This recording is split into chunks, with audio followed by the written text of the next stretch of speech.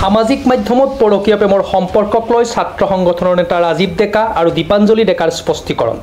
স্বামী শাহু শহুৰৰ বিৰুদ্ধে শিক্ষয়িত্ৰী দীপাঞ্জলি ডেকাৰ সংবাদমেল।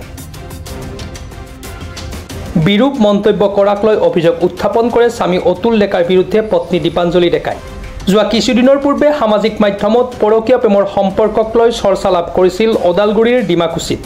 পৰকীয়া প্ৰেমত হাবুডাবু দুই বিবাহিতা প্ৰেমাস্তৰ বুলি সামাজিক মাধ্যমত ব্যাপক চৰ্চা লাভ কৰিছিল।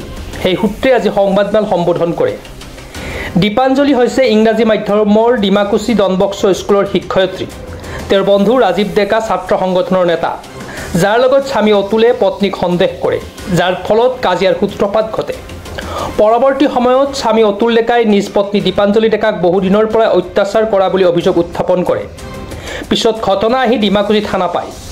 দুয়োপক্ষই এজাহাৰ দাখিল কৰে যদিও দুই এটা ব্যক্তিগত সংবাদ মাধ্যমে বাতৰিটো মিছা অপবাদ দি পৰিৱেশন কৰে বাবে আজি সংবাদমেল যোগে সদৰি কৰে। হয়, অতুল ডেকাই যিখিনি মোৰ বিষয়ে প্ৰচাৰ কৰিছে সেইখিনি সম্পূৰ্ণৰূপে ভুৱা কথা প্ৰচাৰ কৰিছে। মোৰ সাংসাৰিক জীৱন বিগত 13 বছৰৰ পৰা চলি আছে। 13 বছৰ বুলি ক'বলৈ গ'লে 14 বছৰে হৈছে, প্ৰায় ল'ৰাটো 13 বছৰ সম্পূৰ্ণ হ'বলৈ হ'ল। বিয়াৰ এবছৰ পাছতে মোৰ ল'ৰা সন্তান এটা জন্ম পালে। ল'ৰাটো জন্ম পোৱাৰ পিছৰে পৰা সি মোক 4-চকীয়া গাড়ী এখন বিচাৰিছিলে। সেই 4-চকীয়া গাড়ীখন মই দিব নোৱাৰাৰ বাবে যেনিবা মই দেউতাৰ পৰা কৈ 50,000 টকা এটা কেছ তাক আনি দিলো। সি সেইখিনি টকা ক'ত কি কৰিলে মই নাজানো। তাৰ বহুত ধাৰ ধুপাৰ, জুৱা খেলি মদ খাই অ'ত সি ধাৰ ধুপাৰ লগালে। সেইবোৰ ধাৰ ধুপাৰ মাৰিবলৈ সি টকা পইচা নাই বুলি বাহিৰত কাম কৰিবলৈ গুচি গ'ল। বাহিৰত কাম কৰি সি ধাৰ ধুপাৰ মাৰিম বুলি ক'লে। সেই হিচাপে ময়ো তাক সেইখিনি কথাৰ কাৰণে সহায় সহযোগ কৰিলো। ঠিক আছে, ল'ৰাটো ডাঙৰ হোৱাৰ পিছততো বাহিৰত থাকিব নোৱাৰিব, যিহেতু এজনী মাক হিচাপে ল'ৰাক ডাঙৰ হোৱাৰ পিছত চম্ভালাটো ইমান সহজ কথা নহয়। ল'ৰাটো সৰু হৈ থাকোঁতে সি সেইখিনি কাম কৰি লওক বুলি মই তাক যাবলৈ অনুমতি দিলো। তাৰপিছত মই তাৰ মাক বাপেকৰ লগত থাকো। মাক বাপেকে বিভিন্ন সৰু সুৰা কথাতে মোক যেনিবা বিভিন্ন অপবাদ দিয়াৰ চেষ্টা কৰে। এদিন মই অতুলৰ লগত কথা পাতি থাকোঁতেও বাপেকে তই কাৰ লগত কথা পাতিছ, লাউড স্পীকাৰত কথাখিনি ক, তেনেকে মোক কথাখিনি কওঁতে মই পুতেকক ক'লো, দেউতাৰে কেনেকুৱা মানুহ, কিয় তেনেকে কয়, মইতো বেলেগ কাৰো লগত কথা পতা নাই। তেনেকে কথাখিনি কোৱাৰ পিছত কাজিয়াৰ সূত্ৰপাত হ'ল। বাপেকহঁতৰ কথা একো ক'ব নোৱাৰো। বাপেকহঁতৰ কথা ক'লেও সি মানি নলয়। তেনেকে সেইখিনি ঘটনা গুচি গ'ল। তাৰপিছত সি ঘৰত আহিলে। ঘৰত অহাৰ পিছত সাধাৰণ কিছুমান কথাৰ কাৰণে কাজিয়া লাগিলে। খোৱা লোৱাৰ হৈ, চব্জি বাজিৰ হৈ কাজিয়া লাগি উঠি পিছদিনাখন ৰাতিপুৱা সি ল'ৰাটোকে মোকে স্কুলত থৈ আহিলে। স্কুলত থৈ আহি সি বেলেগ এজনী ছোৱালীৰ ঘৰত গৈ প্ৰস্তাৱ দি থৈ আহিলে যে বোলে মই আপোনালোকৰ ছোৱালীক বিয়া পাতিম, তাইক কাৰো লগত যাব দিব নালাগে, পঢ়া শুনাৰ খৰচ মই দিম। অথচ সি মোক যেতিয়া বিয়া পাতি আনিছে তেতিয়া মই পঢ়ি আছিলো। সি মোক পঢ়া আধৰুৱা কৰি কেনে লৈ আহিছিল বোলে ঘৰত গৈ কিনে মই আনাৰ পিছত তুমি পঢ়িবা, তুমি MA কমপ্লিট কৰিলে মোক তোমাৰ ঘৰৰ পৰাও নিদিব, তুমিও মোৰ লগত আহিব নিবিচাৰিবা, তেনেকে বহুত কথা কৈ যদি নাহা তোমালোকৰ ঘৰৰ ৰাস্তাত মই মৰি থাকিম, তোমাৰ অপবাদ হ'ব, তেনেকুৱা কিছুমান কথা কৈ সি মোক লৈ গ'ল। ঘৰত আনাৰ পিছত সি মোক পঢ়াৰ সুবিধা তেনেকুৱা একোৱেই নিদিলে। নিদিয়াৰ কাৰণে মোৰ পঢ়া আধৰুৱা হৈ থাকিল। তেনেস্থলত সি যেতিয়া বেলেগ ছোৱালী এটা পঢ়াম বুলি প্ৰস্তাৱ দি বিয়া পাতিম বুলি ক'লে গৈ, তেতিয়া মই ছোৱালীজনীক মোৰ ঘৰত লৈ আহিলো। ঘৰত লৈ আহি কথাখিনি অকমান আলোচনা বিলোচনা হ'ল। তাৰপিছত নিজৰে সি সেইখিনি কথা হৈভৰ দিলে যে মই কৈছো কথাখিনি। তেতিয়া অকমান কাজিয়া পেচাল হ'ল। কাজিয়া পেচাল হোৱাৰ সেই দিন ধৰি সিহঁতে মোক ল'ৰাটোৰ কথাখিনিৰ কাৰণে যেনিবা মাক বাপেকে ল'ৰাটোৰ লগত ছাপোৰ্ট কৰি উঠি সেইদিনাখনৰ পৰা মোৰ বিৰুদ্ধে সিহঁতে বিভিন্ন ষড়যন্ত্ৰ কৰিব ধৰিলে। আনকি এনেকুৱা ষড়যন্ত্ৰ কৰিলে যে মোক বাহিৰত লৈ যাব, সি য'ত কাম কৰিব যায়, অথচ সি ক'ত কাম কৰে মই নাজানো। কেতিয়াবা কয় গোৱাত কৰিছো বুলি কেনে। মই হেড অফিচৰ নাম্বাৰ খুজিলেও মোক নিদিয়ে, কোনোবা লগ বন্ধুৰ নাম্বাৰ খুজিলেও মোক নিদিয়ে। সি এসপ্তাহ 10 দিন ধৰি কেতিয়াবা কল নকৰাকে থাকে। আৰু কেতিয়াবা মই যদি কল কৰো মই গাড়ী চলাই কথা পাতিব নোৱাৰো, তেনেকুৱা কথাবিলাকো সি কয়।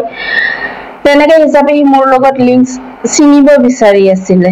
যিবিলাক মানুহে মোৰ বিষয়ে বিভিন্ন ধৰণৰ কথা কৈ আছে, তেওঁলোকে অথচ এবাৰ আহি যদি চাই তেতিয়াহ'লে গম পাব মই কি অৱস্থাত আছো। আৰু যিবিলাকে এই নিউজবিলাক প্ৰচাৰ কৰিছে যে মই টিচিং কৰা মানুহ হৈ মই যে যেনিবা বহুত বেয়া কৰ্ম কৰি আছো, মই কি বেয়া কৰ্ম কৰিছো? মই নিজৰ কামখিনি কৰি আছো, নিজে নিজক পোহপাল দি আছো। মই যদি সেই কৰ্মটো নকৰো তেতিয়াহ'লে মই চলিম কেনেকে? তাৰ উপৰঞ্চি মই যেনিবা নিজৰ খৰচ বহনৰ কাৰণে আৰু এটা বিজনেছ কৰো, IMC বিজনেছ।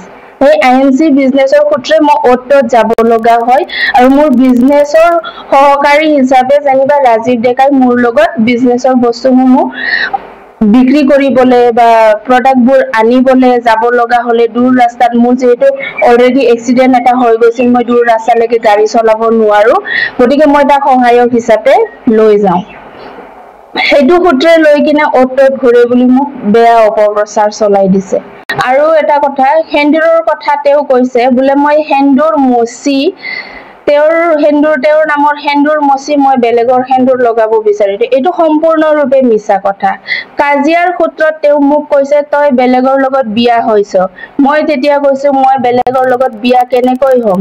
মই তোৰ নামৰ সেন্দুৰ লগাই আছো, তই নমৰোতে মই বেলেগৰ সেন্দুৰ কেনেকৈ লগাম?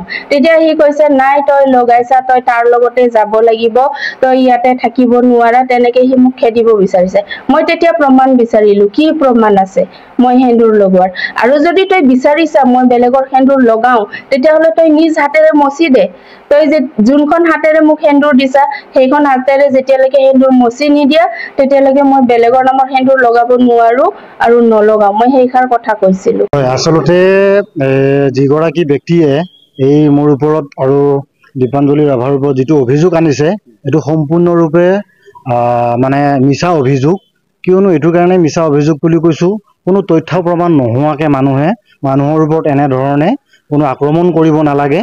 তেখেতে দুআষাৰ মুখেৰে ক'লে বেলেগ কথা আছিলে, যিটো সামাজিক মাধ্যমৰ জৰিয়তে যিহেতুকে আমি সমাজৰ লগত জড়িত হৈ থকা ব্যক্তি, যিখিনি আমাক আচলতে আঘাত সানিলে তেওঁক আজি মই আপোনালোকৰ জৰিয়তে সাংঘাতিকভাৱে গৰিহণা জনাইছোঁ। আৰু ৰাইজকো আমি স্পষ্টীকৰণ হিচাপে এটা কথাই ক'ব বিচাৰিছোঁ যে আপোনালোকে সংবাদ মাধ্যমৰ জৰিয়তে, ছ'চিয়েল মিডিয়াৰ জৰিয়তে যিখিনি মোৰ ওপৰত আপোনালোকে আচলতে মিছা এটা প্ৰচাৰৰ সন্মুখীন হৈ আছে, গতিকে সকলোখিনি যে আচলতে মিছা এই কথাখিনি মই আজি এই মাধ্যমৰ জৰিয়তে, সংবাদ মাধ্যমৰ জৰিয়তেই সমগ্ৰ অসমবাসী ৰাইজৰ লগতে বৃহত্তৰ ডিমাকুছী ৰাইজক মই স্পষ্টীকৰণ হিচাপে জনাব বিচাৰিছোঁ যে মোৰ ওপৰত যি অভিযোগ আনি এখন ঘৰৰ এগৰাকী মহিলাৰ লগত মোৰ যিখিনি মানে পৰকীয় সম্পৰ্কীয় ঘটনা তেওঁলোকে উপস্থাপন কৰিছে এইখিনি সম্পূৰ্ণৰূপে তথ্যহীন। গতিকে ইয়াত কোনো সত্যতা নাই। এইখিনি ইতিমধ্যেই থানাত সেই বিচাৰটো হৈছিলে, হোৱাত যিখিনি আচলতে আমাক উত্তৰ দিব লাগে সেইখিনি দিছে। আমাৰ কথাখিনিও শুনিছিলে, শুনি উঠি তাত যিহেতুকে কাকো আমাক দোষী সাব্যস্ত কৰিব নোৱাৰিলে।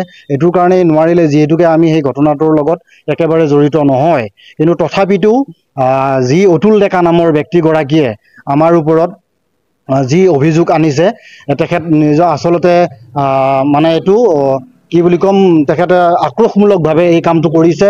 তেখেতলোকে থানাৰ জৰিয়তে ছাকচেছ হ'ব নোৱাৰাৰ কাৰণে সংবাদ মাধ্যমৰ জৰিয়তে আচলতে আমাক সামাজিকভাৱে যি অপমান কৰাৰ কূটকৌশল ৰচনা কৰি সমাজত যিখিনি এটা ভুৱা প্ৰচাৰ বিয়পাই দিলে, তাক আমি সাংঘাতিকভাৱে গৰিহণা জনোৱাৰ লগতে সমগ্ৰ অসমবাসী ৰাইজৰ লগতে বৃহত্তৰ ডিমাকুছী ৰাইজক জনাব বিচাৰিছোঁ যে আমি তেনেকুৱা কোনো বেয়া কৰ্মৰ লগত জড়িত নহয়। আপোনালোকক মোৰ ফালৰ পৰা এইখিনি অৱগত কৰালোঁ। ওদালগুৰিৰ পৰা চিন্ময় ডেকাৰ প্ৰতিবেদন, প্ৰাতঃ টাইম ডিজিটেল। অসমৰ নপুৰণি কবি সাহিত্যিকৰ বাবে সুখবৰ। প্ৰভাতী অসম সংবাদ গোষ্ঠীৰ দ্বাৰা পৰিচালিত সাপ্তাহিক কবচে আয়োজন কৰিছে এখন কাব্যগ্ৰন্থৰ প্ৰতিযোগিতা। সগৌৰৱেৰে ৩০টা বৰ্ষত খোজ থোৱা অসমীয়া সাপ্তাহিক কবচ কাকতখনৰ উদ্যোগত কাব্যগ্ৰন্থ প্ৰতিযোগিতাৰ আয়োজন কৰা হৈছে। ২০২২ চনৰ পৰা বৰ্তমানলৈ প্ৰকাশিত অসমীয়া কাব্যগ্ৰন্থ দুকপিৰ লগতে লেখকৰ সম্পূৰ্ণ নাম ঠিকনা সঠিককৈ লিখি অহা 30 নৱেম্বৰৰ ভিতৰত তলত দিয়া ঠিকনাত ডাকযোগে পঠাব পাৰিব।